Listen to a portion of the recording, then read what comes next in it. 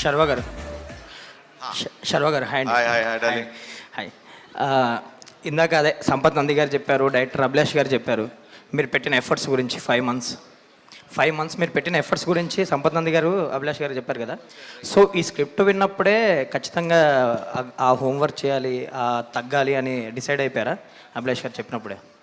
First అనుకున్నప్పుడే తను script చెప్పాడు. First half ఒకసారి విన్నా, సెకండ్ హాఫ్ ఒకే రోజు వినగానే ఇది కనుక మనం అచీవ్ చేయకపోతే ఈ సినిమా మనం చేసి వేస్ట్ అని ఆ రోజు ఇద్దరం అనుకున్నాం. బికాజ్ ఆ డిఫరెన్స్ లేకపోతే మేము బిలీవబిలిటీగా మీకు చూపించలేం and the authenticity of the film పోతుంది. So it was a big challenge for both of us and తను ఒక్కడే నమ్మాడు. ఓకే, విజువల్స్ చూసామండి, నిజంగా బెస్ట్ ఎఫర్ట్స్ పెట్టారు. Congrats. Abhilash garu, racing sequence గురించి ఎక్కువ మాట్లాడుతున్నారు సినిమా చూశాక. అంటే ఆ సీక్వెన్స్ని హ్యాండిల్ చేయడం ఎలా అనిపించింది? ఎంత టైం పట్టింది ఒక్కొక్క సీక్వెన్స్కి అదంతా షూట్ చేయడం? ఓవరాల్గా 60+ డేస్ చేసాం మేము రేసింగ్ సీక్వెన్స్ అన్ని. చాలా టఫ్ అండి.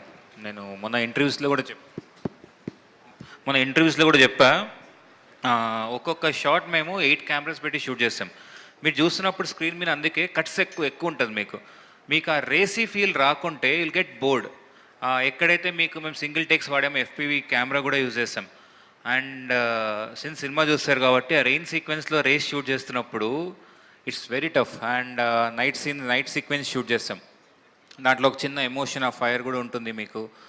అండ్ క్లైమాక్స్ ఆబ్వియస్లీ చాలామంది మాట్లాడుతున్నారు, it's because of the Tarain, toughest Tarain అది మనం షూట్ చేసింది. శర్వ గారు హాయ్. Hi hi.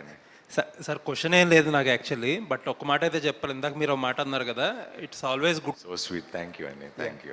అభిలాష్ గారు ఒక క్వశ్చన్, అంటే పర్టికులర్గా కోయంబత్తూర్ బ్యాక్డ్రాప్ తీసుకున్నారు కదా 90sలో అండ్ ఎర్లీ 2000sలో కోయంబత్తూర్ బ్యాక్డ్రాప్ తీసుకోవడానికి ఏంటండి, ఏదైనా స్పెసిఫిక్ రీజన్ ఉందా? మనకు రేసింగ్ కోయంబత్తూర్లో ఉంటుందండి ఎక్కువ వరకు. మన ఇండియన్లో Coimbatore is the hub of motocross racing. అది నాకు అథెంటిసిటీ ఉంటుందని చెప్పి నేను తీసుకున్నాను అలా. అండ్ ఇంకొకటి, చాలామంది బైకర్ అని టైటిల్ పెట్టి మీరు మోటోక్రాస్ అనేది చెప్పి ఎక్కువ ప్రమోట్ చేసాం కదా. సినిమాలో ఇంకొంచెం స్పోర్ట్స్ డ్రామా ఎక్కువ ఉండాలి, కొంచెం ఫ్యామిలీ డ్రామా కంటే స్పోర్ట్స్ డ్రామా ఎక్కువ ఉంటే బెటర్ అని ఎక్స్పెక్ట్ చేశారు చాలామంది, ఉండొచ్చు అని. బట్ మీరు అదర్వైజ్ తీసుకున్నారు, దానికి ఏంటి స్పెసిఫిక్ రీజన్? అంటే నేను ఆల్మోస్ట్ దీంట్లో 50 minutes ప్లస్సే ఉంది రేసింగ్. బట్ నేను ఫీల్ అయింది ఏంటంటే, మీకు రేసింగ్ కరెక్ట్ అవ్వాలంటే దానికి డ్రామా చాలా ఇంపార్టెంట్ ఫీల్ అయ్యాను నేను. మీకు ఓపెనింగ్ రేస్ చూసినప్పుడు కూడా దానికి మీకు రేస్ ముందు జరిగే డ్రామా ఉంటుంది అక్కడ, పిట్ క్రూలో కానీ ఆ కాన్వర్జేషన్ కానీ, అది ఇంట్రెస్టింగ్గా నేను డెవలప్ చేసుకున్నా. బికాజ్ ఆ రేస్ అర్థమయ్యేటట్టు నేను చెప్పాలి ఆడియన్కి, it is not a regular sport మనకి. సో అది కాన్షియస్ డెసిషన్ అండి మేము తీసుకుంది. మీకు ఆఫ్ రోడింగ్ రేస్ గురించి మాట్లాడుతున్నారు, మీకు ఆ మౌంటైన్ జంప్ ఇదంతా మాట్లాడుతున్నారు.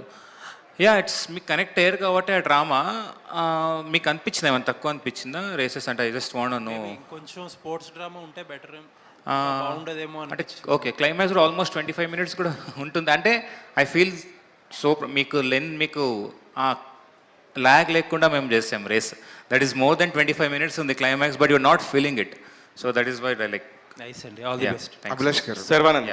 అభిలాష్ గారు కంగ్రాట్స్ అండి. అభిలాష్ గారు, థ్యాంక్ యూ అండి. మామూలుగా ఇది డ్రామా లాంటి డ్రామా సెటప్లో కథ చేస్తున్నప్పుడు క్లైమాక్స్ కొంచెం హెవీగా ఎక్స్పెక్ట్ చేస్తారు. క్లైమాక్స్లో మీరు శర్వ గారికి రాజశేఖర్ గారికి మధ్య కాన్వర్జేషన్ ఏమైనా బిల్డ్ చేస్తారేమో, అక్కడ ఏదైనా ఒక మంచి ఎమోషనల్ సీన్ ఏదైనా బలంగా పండుద్దేమో, డైలాగ్స్ ఎక్కువ వినిపిస్తాయేమో అనుకున్నప్పుడు చిన్న హగ్ తోటి మొత్తం మీరు చెప్పాలనుకున్న ఆ విషయం మొత్తాన్ని మీరు ఎక్స్ప్లెయిన్ చేస్తారు చిన్న హగ్ తోటి. అక్కడ ఆ సీన్ రాసినప్పుడు మీ అప్రోచ్ ఏంటి? ఏదైనా మీ రైటింగ్ టీమ్తో కానీ లేదంటే హీరో గారితో కానీ ఏదైనా డిస్కస్ చేస్తారా ఆ క్లైమాక్స్ ఎపిసోడ్ గురించి? ఎస్, లాస్ట్లో మీరు హక్ గురించి మాట్లాడారు కదా, ఇది పర్టికులర్గా చెప్పాలి. బికాజ్ మేము రైటింగ్లో ఉన్నప్పుడు అదొక చిన్న పార్ట్ లాగా ఉండే. నేను శర్వానాకి వెళ్ళి ఇలా అన్నామంటే శర్వాన్నే ఐడియా ఇచ్చారు, అభిలాష్ ఇది భలే ఉంటుంది అభిలాష్ అని. బట్ మేము సెట్కి వెళ్ళి ఆ రోజు ఎవ్వరూ ప్రిపేర్ అవ్వలేదు. నేను జస్ట్ బ్లాకింగ్ వదిలేసి ఇది అని చెప్పి కెమెరా వదిలే ఒక వైట్ షాట్ పెట్టి వదిలినప్పుడు వాళ్ళిద్దరే పర్ఫామ్ చేస్తారు.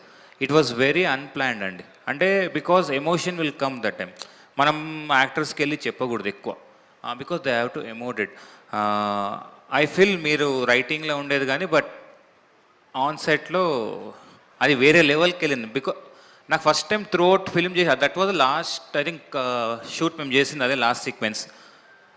సెట్లో ఆర్ట్ డైరెక్టర్స్ కానీ ఆర్ట్ అసిస్టెంట్స్ కానీ వచ్చి ఏడ్చారు, సార్ సూపర్ సార్ ఎమోషన్ అని చెప్పి. దెన్ మీ థాట్ ఎస్ ఈ ఎమోషన్ బాగా కనెక్ట్ అవుతుంది అనుకున్నాం.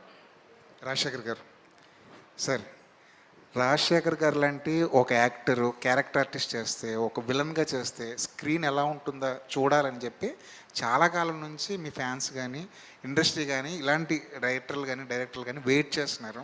వాళ్ళందరికీ ఇప్పుడు ఒక మంచి టైము వచ్చింది అనిపిస్తుంది మీ క్యారెక్టర్ చూస్తే. ఇక నుంచి రాజశేఖర్ గారిని ఎలా చూడబోతున్నామండి? ఈ సినిమా మీకు ఇచ్చిన కాన్ఫిడెన్స్ ఏంటి? శర్వా గారు before that I want to say, ఈ సినిమాకి ఇద్దరం హీరోలమే.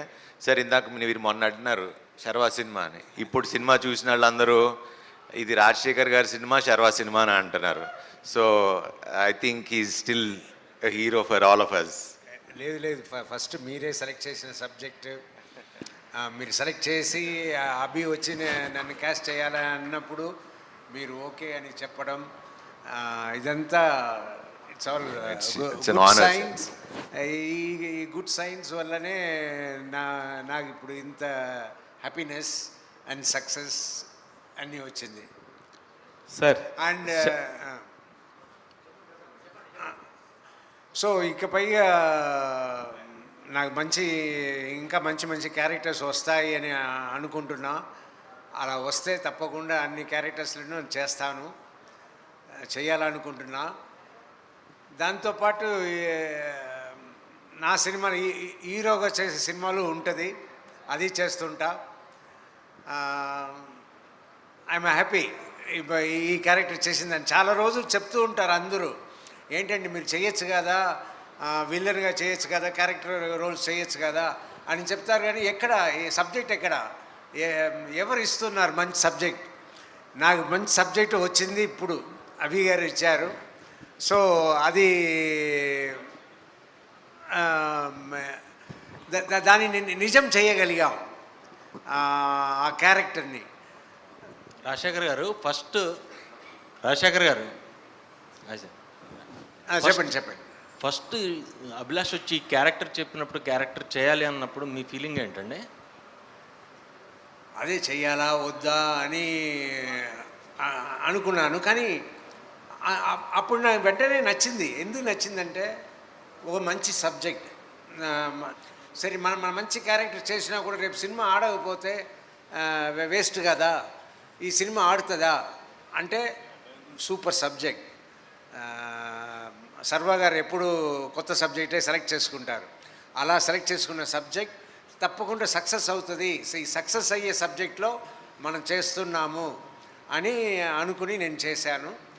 అది నిజంగా నాకు మంచిగా జరిగింది.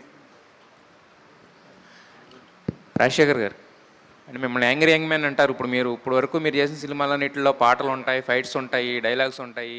ఇంతకుముందు మీరు చెప్పినట్టు మ్యాక్సిమం నాన్న వరకే పిలిపించున్నారు. బట్ ఈ సినిమాలో మీరు ఎవరిని కొట్టడానికి కూడా లేదు, కనీసం గట్టిగా ఒక దెబ్బ వేశారు. ఒక దెబ్బ వేశారు, తాత అని పిలిపించుకున్నారు. సో ఎలా అనిపించింది ఫస్ట్ టైము ఇది సినిమా చూసుకుంటున్నప్పుడు?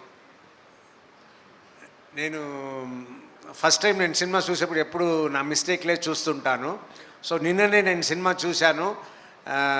ఫుల్ సినిమా పైగా ఇంకా నాకు అర్థం కాలేదంటే ఫుల్ సినిమా అర్థం అవ్వాలంటే నేను 2 సార్లు 3 సార్లు చూడాలి.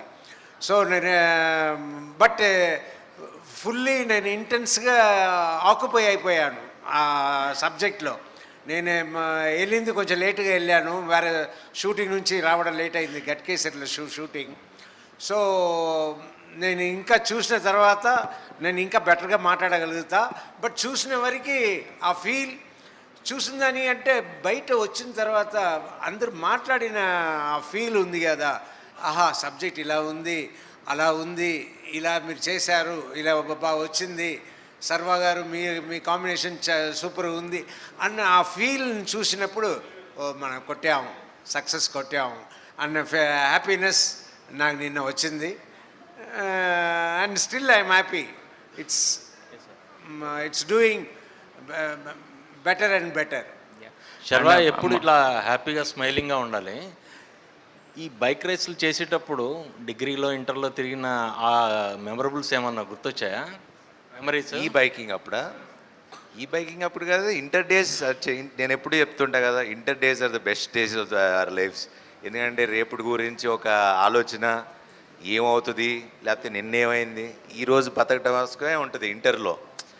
ఎప్పుడు బంక్ కొడదాం, ఎప్పుడు బయటికి వెళ్దాం, లేకపోతే ఎక్కడికి డాబాకి వెళ్దాం, ఈ ఆలోచనలు ఉంటాయి. కాబట్టి that's the best phase. And బైక్లు వేసుకుని ఒక గ్యాంగ్ లాగా వెళ్తే ఆ కిక్ వేరు.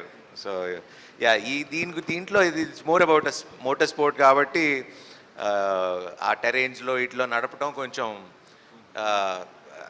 కొంచెం ఎక్కడ పడతామా లేకపోతే కొంచెం ఈ టెన్షన్లో ఉండేవాళ్ళం. శర్వా గారు, కంగ్రాచులేషన్స్ ఫస్ట్. మీ ఎమోషన్స్ అన్నీ కూడా సైలెంట్గా అలా చూపించారు. మాలాంటి వాళ్ళకైతే కనుక 90sలో 2 స్ట్రోక్ 4 స్ట్రోక్ యమహా బైక్లు ఉండేవి. కాలేజెస్ డేస్ గుర్తు తెచ్చారు. ఆ సౌండ్ ఇంకా చాలా గుర్తు తెస్తూ ఉంది.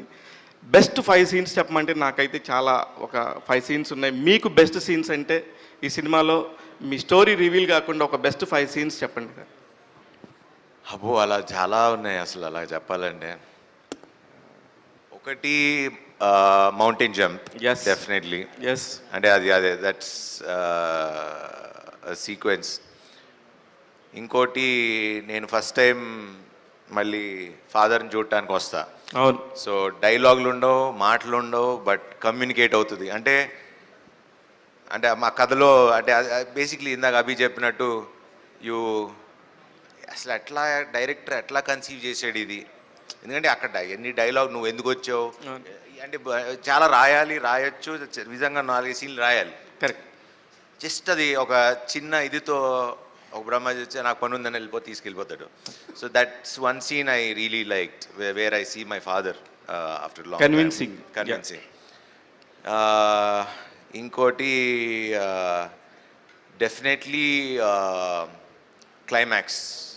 100% క్లైమాక్స్లో ఆ రేస్ ఒకటి, that's beautifully taken. And the way they, అంటే తను బైక్ అనే అంటే అసలు ఆ స్పోర్ట్ ఎలా ఉంటుంది అని మనకు తెలియపోయినా, ఇప్పుడు F1 చూసినప్పుడు మనకి F1 అంటే ఏంటో మన ఎవరికి తెలియదు.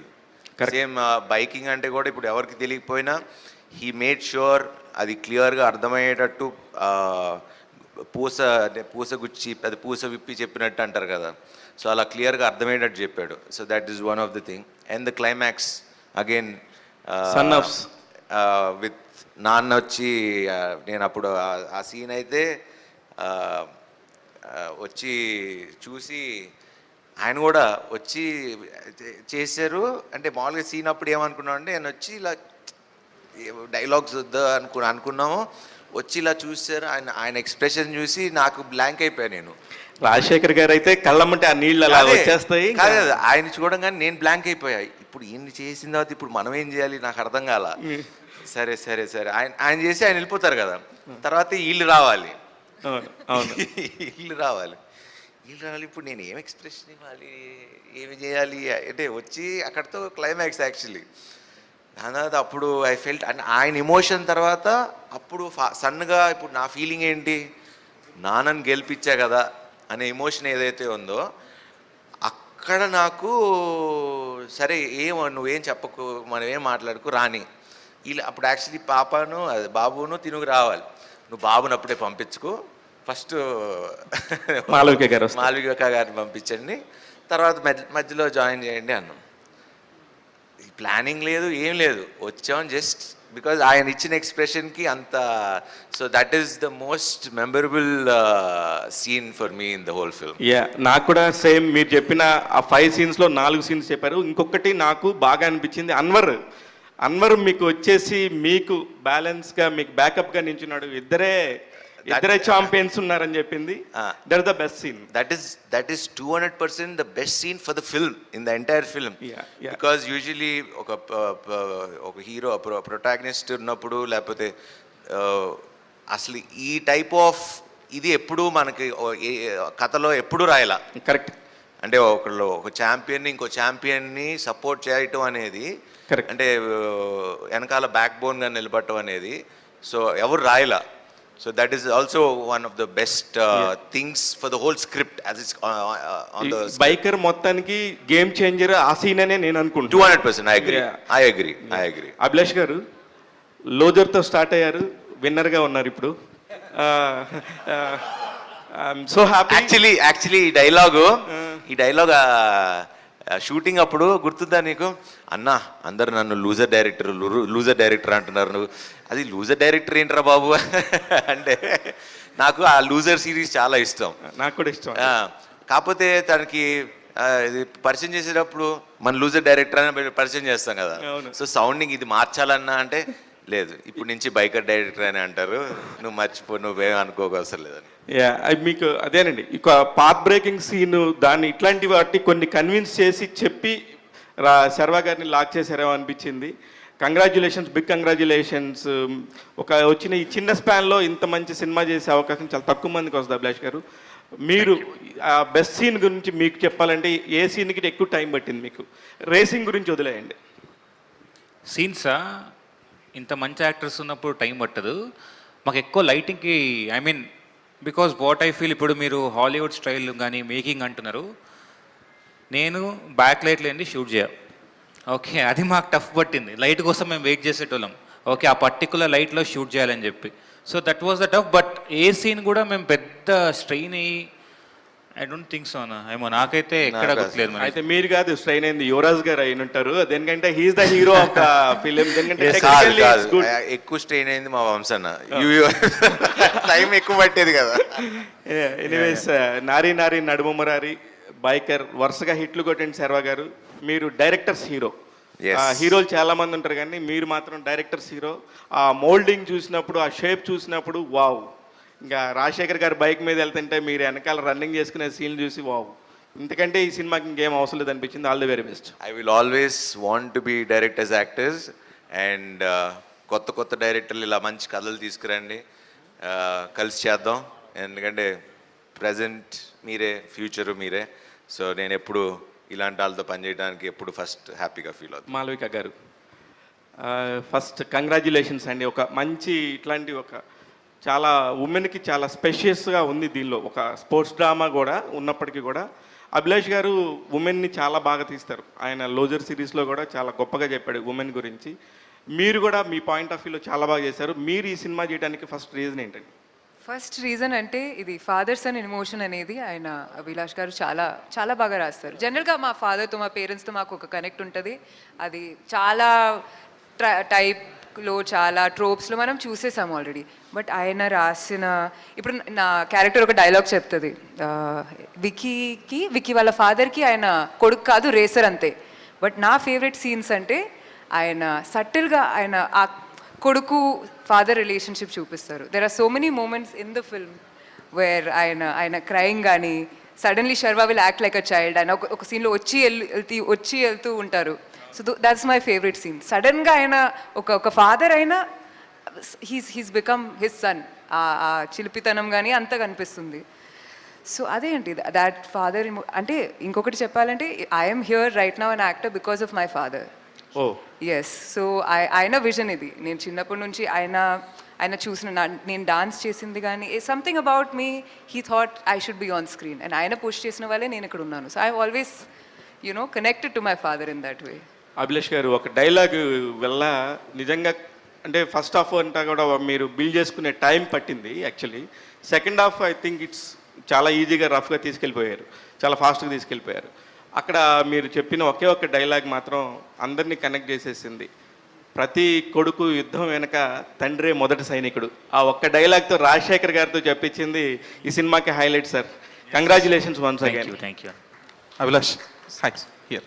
సో అంటే మీరు ప్రీమియం ఫార్మాట్ సినిమా అందించారు, ప్రీమియం ఫార్మాట్ సినిమా ఎక్స్పీరియన్స్ అయితే ఇచ్చారు.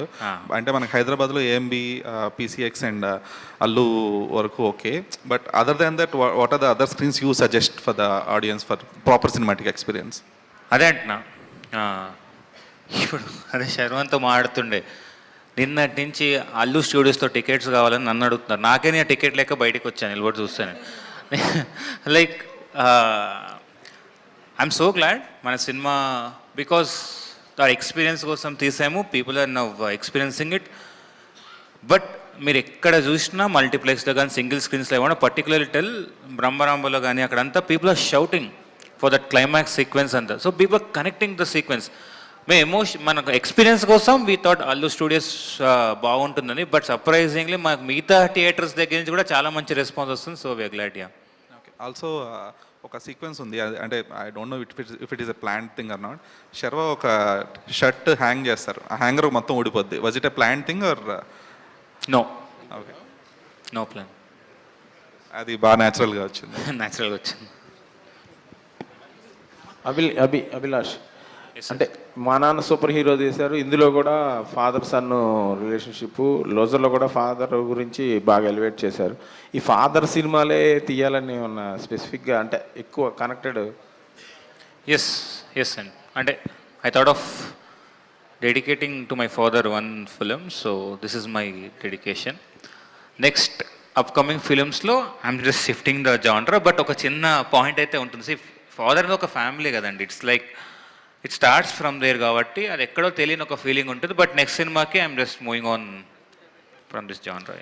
ఇంకొకటి, it's a first time it's kind కదా, ఇలాంటి ఒక సినిమా చాలా రేసీ స్క్రీన్ ప్లే ఉండాలి, చాలా ఎక్స్పెన్సివ్ సినిమా అవుతుందని ముందే తెలిసిన అప్పుడు మీ ఆలోచనలు, అంటే ఇంకా పెద్ద హీరోకి వెళ్ళాలి, లేకపోతే ఇంకెవరైనా కమర్షియల్గా బిగ్ హీరోని ట్రై చేయాలని కానీ ఏమైనా అనిపించిందా, లేదా పర్టికులర్గా శర్వాకి ఈ సబ్జెక్ట్ని ఎందుకు తీసుకెళ్ళారు? నాకు శర్వానే పెద్ద హీరో అండి ఈ సబ్జెక్ట్కి. సో ఇది big Sharwa is my star for me, అందుకే ఛాంప్ యాజ్ అరేవ్డ్ అని వేయించాను. So that is my champ for this film is Sharwan అని సార్. యా. అంటే ఫస్ట్ మీ థాట్ శర్వాని ఎందుకు చూస్ చేసుకున్నారు? అదే that is where I felt కదా. అంటే జనరల్గా శర్వా కొత్త డైరెక్టర్లు చెప్పే సినిమాలు, కొత్త సినిమాలు చేయాలని చూస్తుంటాడు, చేస్తున్నాడు కూడా. అతను చేసిన సినిమాలన్నీ కూడా ఇప్పుడు వరకు మంచి సినిమాలు, గొప్ప, అంటే కొత్త సినిమాలు, గొప్ప సినిమాలు అని. సో ఆ ఉద్దేశంతో వెళ్ళారా, లేదా ఈ సబ్జెక్ట్ అనుకున్నప్పుడు శర్వాకి ఇది సూట్ అవుతుందని మీరు ఏం ఫిక్స్ అయ్యారు? ఎందుకు? ఆ లాస్ట్ సీన్ పర్ఫార్మెన్స్ మీరు చూశారు కదా, దానికోసం వెళ్ళాను నేను శర్వా సార్ దగ్గరికి. శర్వా గారు, నిన్న సినిమా చూడడం జరిగింది. నిజంగా ఎక్స్పీరియన్స్ అయితే చాలా చాలా బాగా నచ్చింది. మెయిన్లీ షార్ట్ ఏదైతే ఉందో లాంగ్ జంప్, అది మాత్రం అల్టిమేట్ ఉంది. అయితే ఈ సినిమా కోసం మీరు చాలా వెయిట్ లాస్ అయ్యారు. ఎంత వెయిట్ లాస్ అయ్యారు? అండ్ ఈవెన్ దో అభి గారు ఒక పాయింట్లో వద్దు ఇంత సరిపోతుంది, దీనికన్నా తక్కువ అవ్వద్దన్నా కూడా మీరే లేదు ఐ విల్ ఇంకా తగ్గుతాను అని చెప్పి అనడం జరిగిందన్నారు. సో హౌ మచ్ టోటల్గా ఇప్పుడు ఎంత వెయిట్ లాస్ అయ్యారు ఏంటి?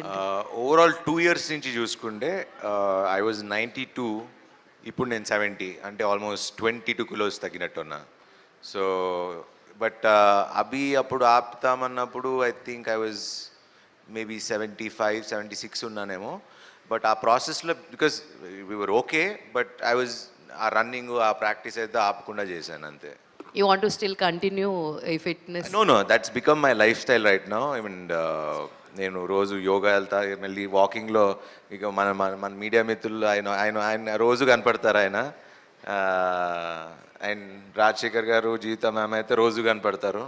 సో ఇప్పుడు నాకు కేబీఆర్ పార్క్ అంతా నాకు ఎలా అయిపోయిందంటే, వాచ్మెన్ల కాడి నుంచి అందరు పొద్దున్న 5ంటికి వెళ్తా కదా, ఫస్ట్ నన్ను చూడగానే నా కార్డు గీండు కూడా చూడరు ఇంకా, బికాజ్ నా ఇయర్లీ పాస్ తీసేసుకున్నా. సో చాలామంది ఫ్రెండ్స్ అయ్యారు కేబీఆర్ పార్క్లో. All the very best. And Rajasekhar sir, sir biker title కాబట్టి మ్యామ్తో మీరు ఫస్ట్ టైం ఏ బైక్ మీద ట్రావెల్ చేశారో అన్నది చెప్తే. చాలా బైక్లో ట్రావెల్ చేశారు సార్. ఫస్ట్ ట్రావెల్ చేసిన బైక్ అని అడిగాం సార్, అందుకే ఫస్ట్ ట్రావెల్ చేసిన బైక్ ఏది నాకు గుర్తులేదు. కానీ ఒక ఎపిసోడ్ మాత్రం అప్పట్లో హైదరాబాద్ నుంచి చెన్నై ఫ్లైట్కి షూటింగ్ బాగా డిలే అయిపోయింది. ఫ్లైట్ టైం లేట్ అయిపోయి కార్లో వెళ్తే ఎక్కువ ట్రాఫిక్ ఉంటుంది, బైక్లో వెళ్తే త్వరగా వెళ్ళిపోవచ్చు అని అక్కడ ఉన్న మా మేనేజర్ బైక్ని తీసుకుని నేను జీవిత ఎయిర్పోర్ట్కి వెళ్ళాము. చాలా స్పీడ్గా వెళ్ళి flight about to take off, ఆ టైంలో వెళ్ళి మమ్మల్ని వెతుకుతున్నారు, ఎక్కడ 2 టికెట్లు కనపడలేదు. మేము బైక్ తీసుకెళ్ళి స్ట్రైట్గా ఎయిర్పోర్ట్ గేట్ దగ్గర ఆపి ఆయన వచ్చి ఏంటి ఏంటి ఇది అని డ్యూటీ ఆఫీసర్ అడిగితే ఆయన దగ్గరే కీ ఇచ్చి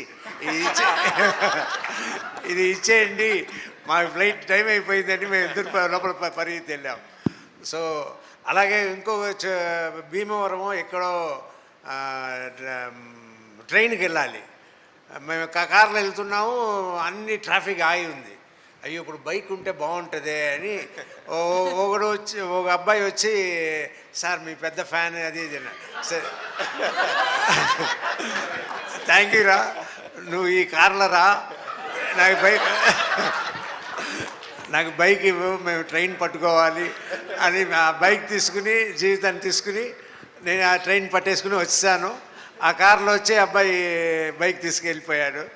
సో ఇలా చాలా జరిగింది.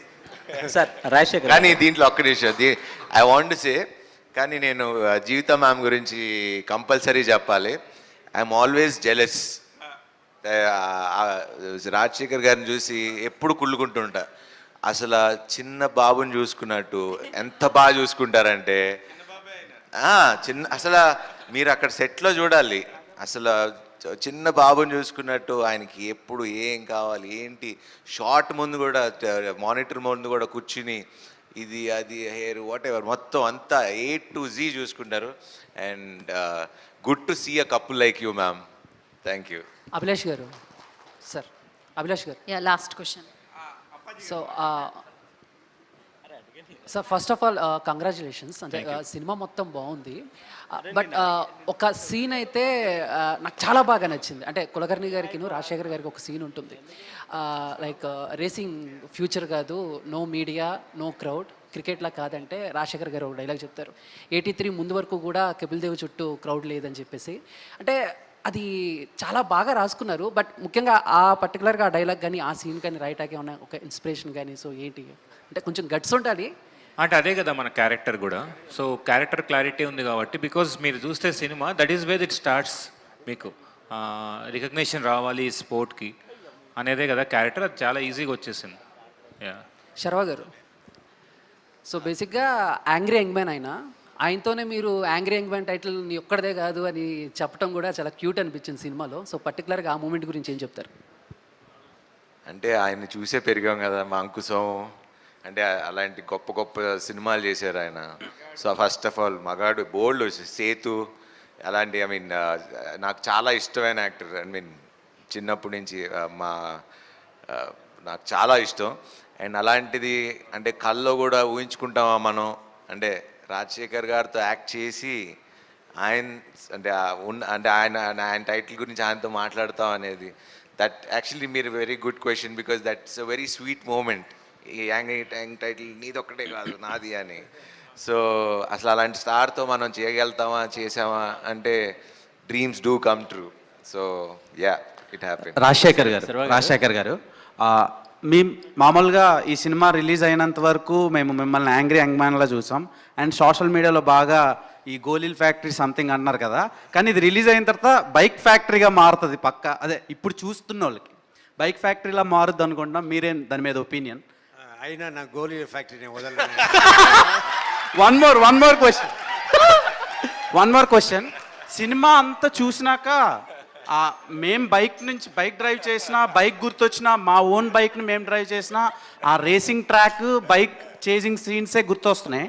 అండ్ ఒక్క డౌట్ ఏంటంటే, శర్వా గారు అమ్మ ఎవరు సినిమాలో అనేది చాలా హంట్ చేస్తుంది నాకు నిన్న నైట్ నుంచి. మీరేనా? అక్కడ ఉన్నారు కదా. సో అంటే ఒక ఫోటో అయినా చూపిస్తే బాగుండేమో అనిపించింది. అదొక్క డౌట్ ఉండిపోయింది. డైరెక్టర్ క్వశ్చన్ అది.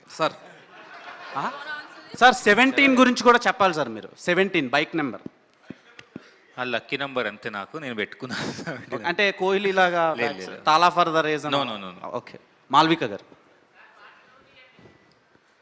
సో మీరు కూడా బైక్ రైడ్ చేశారు కదా సినిమాలో? చేశానండి. సో అప్పుడు ఎలా అనిపించింది మేడం? చాలా బాగా అనిపించింది. నేనే నేర్పించాను శర్వాకి ఎట్లా బైక్ రైడ్ చేసుకోవాలని. అంతా నేనే. నిజంగా రాదా? నిజంగా ఓకే. శర్వా బాగా వచ్చింది. మొన్న ఒక పెద్ద హిట్ అయింది నారి నారి, అండ్ ఇప్పుడు సమ్మర్కి దింపారు, పండగ ఒక సినిమా దింపుతున్నారు. నెక్స్ట్ భోగి, రాఖీ పండగ, రాఖీకి వస్తుంది. Eagerly waiting for that project and congratulations for biker. ఇప్పుడు 4DXలో కూడా చూడాలని ఉంది, ఇంకోసారి వెళ్దాం అనుకుంటున్నాను.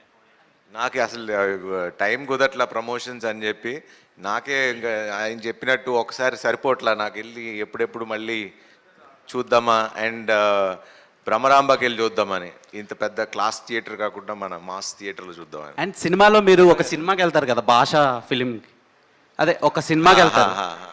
మామూలుగా మేము డాడీస్కి దొరికిపోయినప్పుడు కొట్టి కొట్టి తీసుకొస్తుండే, కానీ మీ డాడీ చాలా కూల్గా ఇది కాదు నీ లైఫ్ వేరే అని తీసుకొచ్చారు. సో ఆ టైంకి మీ లైఫ్లో ఏమైనా మెమరబుల్ మూమెంట్స్ ఉన్నాయా? మనం ఎక్కడ దొరుకుతాం, దొరకం కదా. అంటే దొంగతనంగా చూసిన ఏమైనా ఉన్నాయా? మనం ఎక్కడ దొరుకుతాం. Congratulations whole team. Sir Rajasekhar garu యాక్చువల్గా ఈ సినిమాలో లాస్ట్ క్లైమాక్స్ ముందు మీరు చెప్తారు కదా, అతని లైఫ్లో అంటే ఫాదర్ కన్నా ఆ అమ్మాయి వచ్చినప్పుడు అతను సక్సెస్ సాధిస్తాడని చెప్తారు కదా ఒక సీన్లో. అవును, ఎస్ సార్. అది అప్పుడే కదా మా మనసు ప్రశాంతంగా ఉంటుంది. మనసు ప్రశాంతంగా ఉంటే ఈ కెన్ రేస్ బెటర్ అన్న ఇదే. సో మీ లైఫ్ రేస్లో జీవిత గారు ఎలాంటి ఇది పోషించారు sir compare to that scene?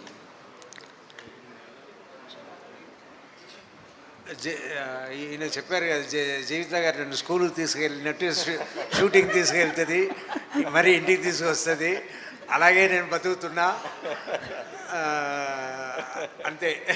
ఇంకోటి సార్, అంటే ఈ సినిమా చూసినప్పుడు ఆ శర్వా క్యారెక్టర్ చూసినప్పుడు, అంటే మీ క్యారెక్టర్ కాదు సార్, ఇలాంటి క్యారెక్టర్ ఇలాంటి స్క్రిప్ట్ మీ ఎర్లీ స్టేజ్లో మీరు మగాడు ఇలాంటి సినిమాలు చేసిన టైంలో వచ్చుంటే బాగుండేది అనే ఫీల్ ఏమన్నా మీకు కలిగిందా సార్?